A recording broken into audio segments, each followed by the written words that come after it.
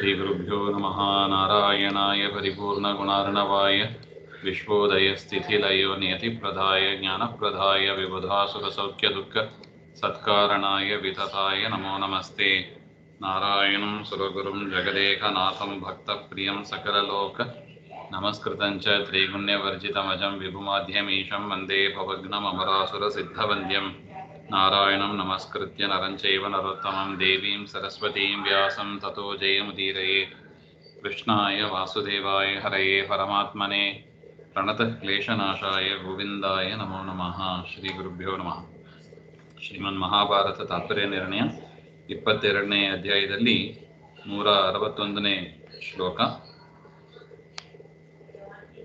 ತಾಭ್ಯಾಂ ಪುನರ್ನೃತ್ಯಗೀತ ಸಂಸ್ತವೈ ಪೂಜಿತಃ ಪ್ರಭುಃ ಯಯೌ ಕೈಲಾಸಮದ್ರೀಶಂ ಚಕಾರೇವ ತಪೋತ್ರ ಚ. ಅಂದರೆ ಹಿಂದೆ ನೋಡಿದಂತೆ ಪರಮಾತ್ಮ ಮಗುವಾಗಬೇಕು ಎನ್ನುವ ನಿಮಿತ್ತದಿಂದ ಕೈಲಾಸ ಪರ್ವತಕ್ಕೆ ಹೋಗಿ ರುದ್ರದೇವರನ್ನ ತಪಸ್ ಮಾಡಬೇಕು ಅಂತ ಹೊರಟಿದ್ರು. ದಾರಿಯಲ್ಲಿ ಬದ್ರಿಕಾಶ್ರಮಕ್ಕೆ ಬರ್ತಾರೆ. ಅಲ್ಲಿ ಘಂಟಾಕರ್ಣ ಮತ್ತು ಕರ್ಣ ಅಂತ ಇಬ್ಬರು ಪಿಶಾಚಿಗಳು ರುದ್ರದೇವರಿಂದ ಕಳುಹಿಸಲ್ಪಟ್ಟವರು. ಪರಮಾತ್ಮ ಅವರ ಸ್ಪರ್ಶ ಆದ ಕೂಡಲೇ ಅವರು ತಮ್ಮ ಉತ್ತಮವಾದ ಶರೀರವನ್ನು ಪಡೆದರು ಹಾಗೆ ಅಂತ ಹೇಳಿದರು. ತಾಭ್ಯಾಂ ಪುನಃ ನೃತ್ಯ ಗೀತ ಸಂಸ್ತವೈ ಪೂಜಿತಃ.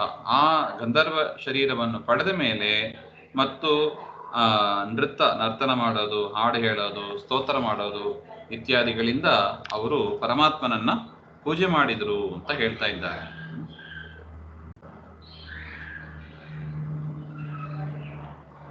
ಅದಾದ ಮೇಲೆ ಪ್ರಭು ಶ್ರೀಕೃಷ್ಣ ಕೈಲಾಸಂ ಪ್ರತಿ ಯಯೌ, ಅವರಿಂದ ಪೂಜಿಸಲ್ಪಟ್ಟವನಾಗಿ ಪರಮಾತ್ಮ ಅಲ್ಲಿಂದ ಕೈಲಾಸ ಪರ್ವತಕ್ಕೆ ಹೋಗ್ತಾರೆ. ಅತ್ರ ಕೈಲಾಸೆ ತಪಃ ಶೈವಂ ಚಕಾರೇವ. ಅಲ್ಲಿ ಶಿವನ ಕುರಿತಾಗಿ ಒಂದು ತಪಸ್ಸನ್ನು ಕೂಡ ಅವರು ಮಾಡಿದ್ರು ಅಂತ ಹೇಳ್ತಾ ಇದ್ದಾರೆ. ಸ್ವೀಯಾನೇವ ಗುಣಾನ್ ವಿಷ್ಣುಃ ಭುಂಜನ್ ಇತ್ಯೇವ ಶೋಚಿಷಾ ಶಾರ್ವಂ ತಪಃ ಕರೋತೀವ ಮೋಹಯಾಮಾಸ ದುರ್ಜನಾನ್.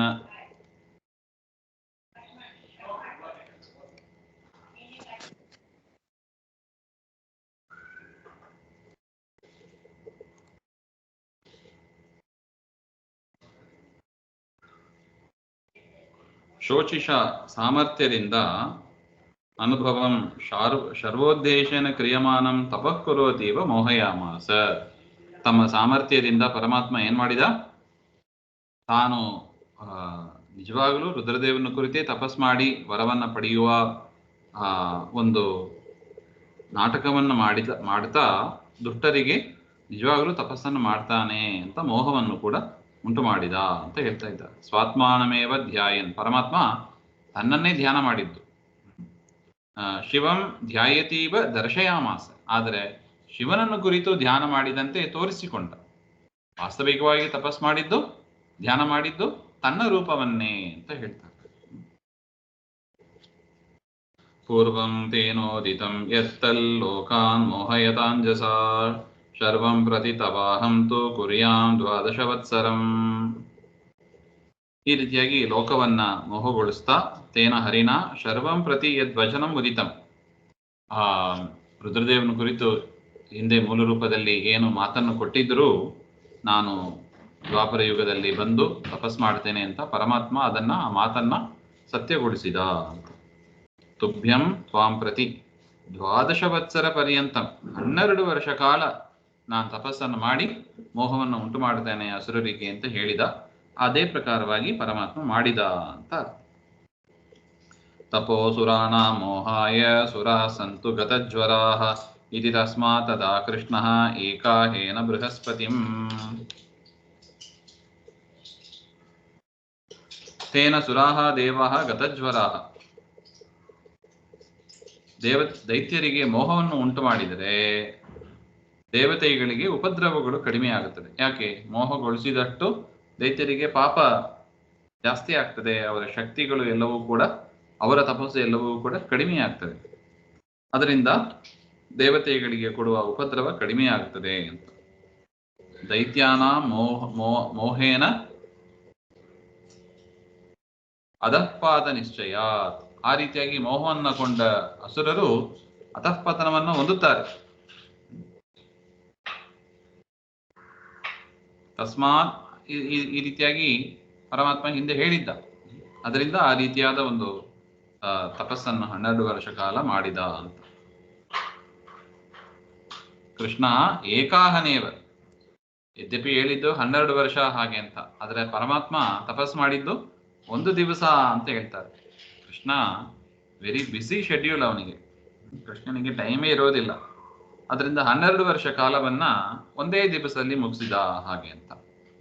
ಅದು ಜ್ಯೋತಿಷ ಪ್ರಕಾರ ಸರಿ ಹೋಗೋದಿಲ್ಲಲ್ಲ ಹಾಗೆ ಅಂತ ಹೇಳಿದರೆ ಅದಕ್ಕೆ ಹೇಳ್ತಾ ಇದ್ದಾರೆ, ಏಕೇನೈವ ದಿನೇನ ಬೃಹಸ್ಪತಿಂ ಗುರುಂ 12 ರಾಶಿಷು ಮೇಷಾದಿಷು ಚಾರಯಾಮಾಸ. ಅಲ್ಲ, 1 ವರ್ಷ ಆಗೋದಂದ್ರೆ ಏನ್ ಲೆಕ್ಕ? ಗುರು 12 ರಾಶಿಯಲ್ಲಿ ತಿರುಗಿದ್ರೆ 1 ವರ್ಷ ಹಾಗೆ ಅಂತ. ಗುರು ಮೇಷಾದಿ 12 ರಾಶಿಯಲ್ಲಿ ತಿರುಗಿದ್ರೆ 1 ವರ್ಷ. ಪರಮಾತ್ಮ ಕರೆದನಂತೆ, ಕೃಷ್ಣ ಬೃಹಸ್ಪತಿಯನ್ನು ಕರೆದ, ನೀನು 12 ರಾಶಿಯಲ್ಲೂ ಬೇಗನೆ ತಿರುಗು, ಒಂದೇ ದಿವಸದಲ್ಲಿ ನನಗೆ ಅಷ್ಟೇ ಪುರುಸೊತ್ತಿರೋದು, ನೀನು ಬೇಗ ತಿರುಗು ಅಂತ ಹೇಳಿದ. ಬೃಹಸ್ಪತಿ ಆಚಾರ್ಯರು ಕೂಡ ಆಯಿತು ಅಂತ ಹೇಳಿ ಒಂದೇ ದಿವಸದಲ್ಲೇ 12 ರಾಶಿಯಲ್ಲೂ ಕೂಡ 12 ಬಾರಿ ತಿರುಗಿದ್ರು. ಅದರಿಂದ 12 ವರ್ಷ ಆಗೋಯ್ತು. ನೋಡಿ ಪರಮಾತ್ಮನ ನಿಯಮನ ಶಕ್ತಿ ಹೇಗಿದೆ ಹಾಗೆ ಅಂತ. ಏಕದಿವಸೇನ ಬೃಹಸ್ಪತಿಂ ಸ್ವಾಜ್ಞೆಯ, ತನ್ನ ಆಜ್ಞೆಯಿಂದ 12 ರಾಶಿಷು 12 ರಾಶಿಗಳಲ್ಲೂ ಕೂಡ ಕೂಡಲೇ ಬೇಗನೆ ತಿರುಗುವಂತೆ ಮಾಡಿದ ಅಂತ ಹೊರಟು. ಆಜ್ಞೆಯ ಚಾರಯಾಮಾಸ ಕ್ಷಿಪ್ರಂ 12 ರಾಶಿಷು 12 ಅಬ್ಧಂ ಅಭೂತೇನ ತದಃ ಕೇಶವಾಜ್ಞೆಯ. ಈ ರೀತಿಯಾಗಿ ಬೃಹಸ್ಪತಿ ಆಚಾರ್ಯರು ಕೂಡ ಸಂಚಾರ ಮಾಡಿದ್ರಿಂದ 12 ವರ್ಷಗಳು ಆಯಿತು ಅಂತ ತಿಳಿಸ್ತಾ ಇದ್ದಾರೆ. ಈ ರೀತಿಯಾಗಿ ಪರಮಾತ್ಮ ತಪಸ್ಸನ್ನು ಮಾಡಿದ ಹಾಗೆ. ಏಕಸ್ಮಿನ್ ಹನಿ ಭಗವಾನ್ ರಾಶಿಂ ಚ ವತ್ಸರಂ ಕಲ್ಪಯಿತ್ವಾ ಉಪವಾಸಾದೀನ್ ಮನಸ ನಿಯಮಾನಪಿ. ಮಾತ್ರ ಅಲ್ಲ, ಏಕಸ್ಮಿನ್ನೇವ ಹನ್ನಿ, ಒಂದೇ ಹಗಲಿನಲ್ಲೇ ರಾಶಿಂ ತತ್ ಸಂಚರಣ ಪರ್ಯಾಪ್ತಂ ಕಾಲಂ, ಆ ತಪಸ್ಸನ್ನು ಮಾಡುವಾಗ ಉಪವಾಸದಿಂದ ಇರಬೇಕು. ಅದರಿಂದ ತಪಶ್ಚರಣ ಮುಗಿಯುವ ತನಕ 12 ಬಾರಿ ತಿರುಗಿದ್ದನ್ನ 1 ವತ್ಸರ ಅಂತ ಮಾಡಿಕೊಂಡು ಉಪವಾಸಾದಿ ನಿಯಮಗಳನ್ನು ಕೂಡ ಮನಸೈವ ಅಕಲ್ಪಯತ್, ಮನಸ್ಸಿನಿಂದಲೇ ಎಲ್ಲವನ್ನು ಕೂಡ ಮಾಡಿದ ಹಾಗೆ ಅಂತ ಹೇಳ್ತಾ ಇದ್ದಾರೆ.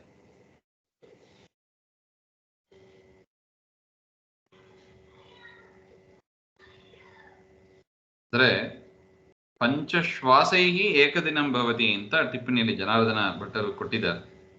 ದೇವರು 5 ಉಸಿರಾಡಿದರೆ 1 ದಿನ ಆಯ್ತಂತೆ. ಏವಂ ಶ್ವಾಸ ವಿಭಾಗೇನ ವತ್ಸರಾಹ ಮಾಸಾಹ ದಿನಾನಿ ಚ ಪರಿಕಲ್ಪನೀಯ ಹಾಗೆ ಅಂತ. ಈ ರೀತಿಯಾಗಿ 30 ತಿಂಗಳು 1 ಮಾಸ, 360 ದಿನಗಳು ವರ್ಷ ಅಂತ ಲೆಕ್ಕ ಮಾಡಿಕೊಂಡು ನಾವು ಅದನ್ನು ಊಹೆ ಮಾಡ್ಕೋಬೇಕು ಅಂತ ಕೊಟ್ಟು.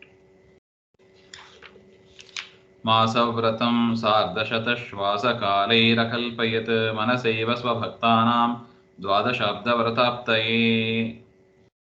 ಏಕಸ್ಮಿನ್ ದಿನೇ ಮಾಸವ್ರತಾದಿ ನಿಯಮ ಕಥಂ ಅಕಲ್ಪಯತ್, ಒಂದೇ ಹಗಲೊತ್ತಿನಲ್ಲಿ ಮಾಸವ್ರತಗಳ ನಿಯಮಗಳನ್ನು ಪರಮಾತ್ಮ ಹೇಗೆ ಮಾಡಿದ ಎಂಬುದನ್ನ ತಿಳಿಸಿಕೊಡ್ತಾ ಇದ್ದಾರೆ.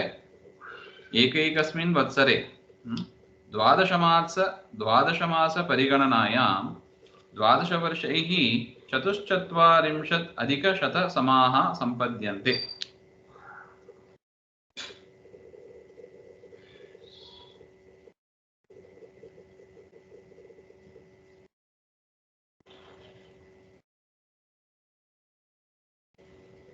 ದಿನಸ್ಯ ಚ ಏಕಸ್ಮಿನ್ ದಿನೇ 600,000 ಸಂಖ್ಯಾಕಾಃ ಶ್ವಾಸಃ ಭವಂತಿ. ಒಂದು ದಿವಸದಲ್ಲಿ 21,600 ಉಸಿರಾಟ ನಡೀತದೆ. 21,600 ಉಸಿರಾಟ ನಡೆದರೆ 1 ದಿನ ಅಂತ ಮುಗಿಯುತ್ತದೆ. ಅದನ್ನ ನಾವು ಡಿವೈಡ್ ಮಾಡ್ಕೋತಾ ಬಂದ್ರೆ 1 ದಿವಸದಲ್ಲಿ ಪಂಚ ಶ್ವಾಸ 5 ಶ್ವಾಸ ಮಾಡಿದರೆ ಒಂದು ದಿವಸ ಅಂತ ಮುಗೀತದೆ. ಹಾಗೆಂತ ದಿನ, ಮಾಸ, ವರ್ಷ, 12 ವರ್ಷ ಈ ರೀತಿಯಾಗಿ ನಾವು ವಿಭಾಗವನ್ನ ಮಾಡ್ಕೋಬೇಕು ಅಂತ. ಆ ತಿಂಗಳು ಬಂದಾಗ ಯಾವ್ಯಾವ ವ್ರತಗಳು ಮಾಡಬೇಕು ಅದನ್ನೆಲ್ಲ ಪರಮಾತ್ಮ ಮಾಡ್ತಾ ಬಂದ ಅಂತ, ಮನಸ್ಸಿನಲ್ಲೇ ಮಾಡಿದ. ಮಾಸ ಪರಿಸಮಾಪ್ಯಂ ವ್ರತಂ, ಒಂದೊಂದು ಮಾಸದಲ್ಲಿ ಮಾಡಬೇಕಾದ ವ್ರತವನ್ನ ಮನಸೈವ ಅಕಲ್ಪಯತು, ಮನಸ್ಸಿನಿಂದಲೇ ಮಾಡಿದ. ಈ ರೀತಿಯಾಗಿ ಕಲ್ಪನೆ ಮಾಡೋದ್ರಿಂದ ಪ್ರಯೋಜನ ಏನು ಹಾಗೆಂದ್ರೆ ಸ್ವಭಕ್ತಾನಾಂ ಏಕಸ್ಮಿನ್ನೇವ ದಿನೇ ದ್ವಾದಶಾಬ್ದ ವ್ರತಸ್ಯಾಪ್ತಯೇ ಅಕಲ್ಪಯೇ ಇದು ಸಂಬಂಧ. ತನ್ನ ಭಕ್ತರಿಗೆ ತೋರಿಸಿಕೊಡ್ಬೇಕಾಗಿದೆ, ಒಂದೇ ದಿವಸದಲ್ಲಿ 12 ವರ್ಷಗಳು ಮಾಡತಕ್ಕ ತಪಸ್ಸನ್ನ ಹೇಗೆ ಮಾಡಬಹುದು ಹಾಗೆಂಬ ಅದನ್ನ ತಿಳಿಸಿಕೊಟ್ಟ ಅಂತ ಹೇಳ್ತಾ ಇದ್ದಾರೆ. ಅದೇ ಪ್ರಯೋಜನ ಇದೆ. ತತ್ರಾಸ್ಯ ಗರುಡಾದ್ಯಾಶ್ಚ ಪರಿಚರ್ಯಾಂ ಸ್ವಪಾರ್ಷದಾಃ ಚಕ್ರುರ್ಹೋಮಾದಿಕಾಶ್ಚೈವ ಕ್ರಿಯಾಶ್ಚಕ್ರೇ ಜನಾರ್ದನ ಸ್ವಾತ್ಮಾನಂ ಪ್ರತಿ ಪಾಪಾನಾಂ ಶಿವಾಯೇತಿ ಪ್ರಕಾಶಯನ್. ತತ್ರ ತಪಶ್ಚರ್ಯಾಯಾಂ ಅಸ್ಯ ಕೃಷ್ಣಸ್ಯ ಗರುಡಾದ್ಯಾಃ, ಕೃಷ್ಣ ತಪಸ್ ಮಾಡ್ತಾ ಇರುವಾಗ ಗರುಡ ಮುಂತಾದವರು ಸ್ವಪಾರ್ಷದರು, ತನ್ನ ಸೇವಕರು, ಅವರು ಸೇವೆಯನ್ನು ಮಾಡ್ತಾ ಇದ್ರು. ಹೋಮಾದಿಕಾಹ ಕ್ರಿಯಾಶ್ಚ, ಹೋಮ ಮುಂತಾದ ಕ್ರಿಯೆಗಳನ್ನು ಕೂಡ ಜನಾರ್ದನ ಮಾಡಿದ. ಪಾಪಾನಾಂ ಶಿವಾಯ ಇತಿ ಪ್ರಕಾಶಯನ್ ಅಪಿ ಸ್ವಾತ್ಮಾನಂ ಪ್ರತ್ಯೇವ ಚಕ್ರೇ, ನೋಡುವವರಿಗೆ ಶಿವನನ್ನು ಕುರಿತಾದ ಯಜ್ಞ ಮಾಡಿದ ಅಂತ ಅನಿಸ್ತದೆ. ಪರಮಾತ್ಮ ತನ್ನ ರೂಪಕ್ಕೆ ಆ ಆಹುತಿಗಳನ್ನೆಲ್ಲ ಕೊಟ್ಟದ್ದು ಅಂತ ಒಟ್ಟು. ಸ್ವಾತ್ಮಾನಂ ಪ್ರತಿ ಅಂದ್ರೆ ಸ್ವಮುದ್ದೇಶ್ಯ ಚಕ್ರೆ, ತನ್ನನ್ನು ಕುರಿತಾಗಿಯೇ ಆ ಯಜ್ಞವನ್ನು ಕೂಡ ಪರಮಾತ್ಮ ಮಾಡಿದ್ದು ಅಂತ.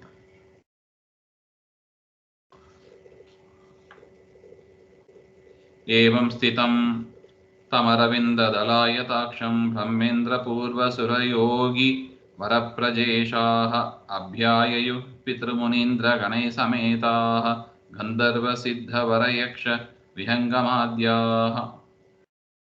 ಈ ರೀತಿಯಾಗಿ ಪರಮಾತ್ಮ ತಪಸ್ಸನ್ನು ಮಾಡ್ತಾ ಇರುವಾಗ ಬ್ರಹ್ಮ, ಇಂದ್ರ ಮುಂತಾದ ಸುರರು, ದೇವತೆಗಳು, ಯೋಗಿ ವರರು, ಯೋಗಿ ಶ್ರೇಷ್ಠರು, ಪ್ರಜೇಶರು ಮತ್ತು ಪಿತೃಗಣಕ್ಕೆ ಸಂಬಂಧಪಟ್ಟವರು, ಮುನೀಂದ್ರ ಗಣೈಶ್ಚ ಮುನಿಗಳ ಗಣಕ್ಕೆ ಸಂಬಂಧಪಟ್ಟವರು, ಗಂಧರ್ವಾದ್ಯಾಹ ಗಂಧರ್ವ ಮೊದಲಾದವರು ಎಲ್ಲರೂ ಕೂಡ ಅಲ್ಲಿಗೆ ಬಂದರು ಅಂತ ಹೇಳ್ತಾ ಇದ್ದಾರೆ.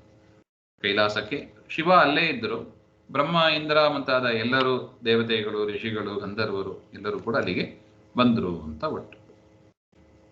ಶರ್ವೋಪಿ ಸರ್ವಸುರ ದೈವತಮಾತ್ಮದೈವ ಮಾಯಾತಮಾತ್ಮಗೃಹ ಸನ್ನಿಧಿಮಾಶ್ವವೇತ್ಯ ಅಭ್ಯಾಯಯೋ ನಿಜಗಣೈ ಸಹಿತ ಸಭಾರ್ಯೋ ಭಕ್ತ್ಯಾತಿ ಸಂಭ್ರಮ ಗೃಹೀತ ಸಮರ್ಹಣಾಗ್ರ್ಯಃ.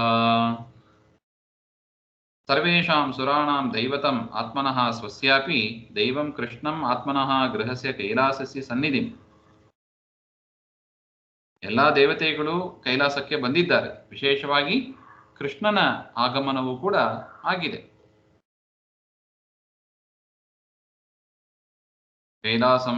ಕೈಲಾಸಸ್ಯ ಸನ್ನಿಧಿಂ ಪ್ರತಿ ಆಯಾಂತಂ ಆಗತಂ ಅವೇತ್ಯ. ಇವರೆಲ್ಲ ಬಂದಿದ್ದಾರೆ ಹಾಗೆ ಅಂತ ರುದ್ರದೇವರಿಗೆ ಗೊತ್ತಾಯ್ತು. ಆ ರುದ್ರದೇವರು ಕೂಡ ಕೂಡಲೇ ಓಡಿ ಬಂದರು, ಅವರನ್ನ ಸ್ವಾಗತ ಮಾಡಿ ಸನ್ಮಾನ ಮಾಡಿದರು ಅಂತ. ಭಕ್ತಿಯ ಅತಿ ಸಂಭ್ರಮೇನ ಗೃಹೀತಂ ಪರಿಗೃಹೀತಂ ಅಗ್ರ್ಯಂ ಶ್ರೇಷ್ಠಂ ಸಮರ್ಹಣಂ ಪೂಜಾ ಸಾಧನಂ ಏನ ಸಹ ತದೋಕ್ತಃ.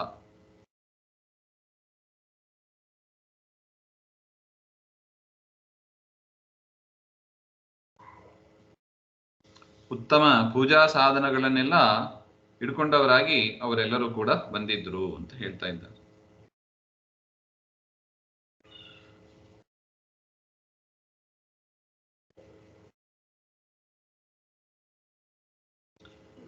ರುದ್ರದೇವರು ಕೂಡ ಅವರಿಗೆ ಬೇಕಾದ ಪೂಜಾದಿಗಳನ್ನೆಲ್ಲ ಮಾಡೋದಕ್ಕೆ ಏನೇನು ಪೂಜಾ ಸಾಮಗ್ರಿಗಳು ಬೇಕೋ ಅದನ್ನೆಲ್ಲ ತಂದರು ಅಂತ ಅರ್ಥ.